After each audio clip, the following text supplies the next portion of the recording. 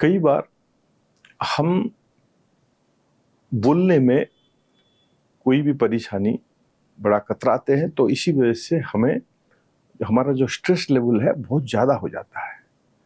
तो ऐसे कई बार क्या होता है कि कोई अगर चीज़ें आपसे नहीं हो पाती है तो आपको खुल के बोल देना चाहिए, आपको टाइम लेना चाहिए और आपको उसी हिसाब से अगर आप खुल के बात करते हैं तो आप शांति से जीवन बिता सकते हैं और स्ट्रेस जो है वो कम से कम आपको रहेगा।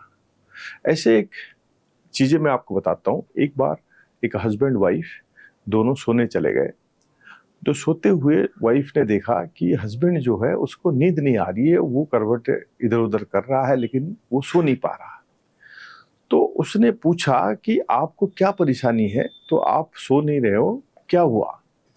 तो हस्बैंड ने बोला कि मैंने शर्मा जी से 10,000 रुपया लिया था, तो इन्होंने मांगा, तो मैंने बोल दिया कि कल सवेरे मैं दे दूंगा।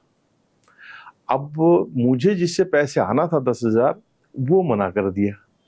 अब मुझे समझ नहीं आ रहा कि कल सवेरे मैं क्या करूं। तो उनकी पत्नी ने बोला कि आप थोड़ी देर रुको, ये तो बहुत छोटी सी बात है। तो शर्मा जी रहते हैं बगल में। तो उनकी पत्नी जो है उठ के बाहर चली गई।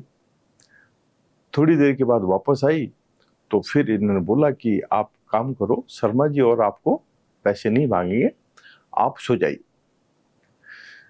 तो इन्होंने बोला कि आपने क्या किया, क्या बोला? तो इन्होंने बोला मैं शर्मा जी के पास गया और मैंने शर्मा जी को बोल दिया कि जिसने पैसे हमें देना था वो देना नहीं है कल, तो इसीलिए आपको मेरे हस्बैंड पैसे नहीं दे पाएंगे, तो अभी आप आराम से सो जाओ, आपको मांगेंगे नहीं।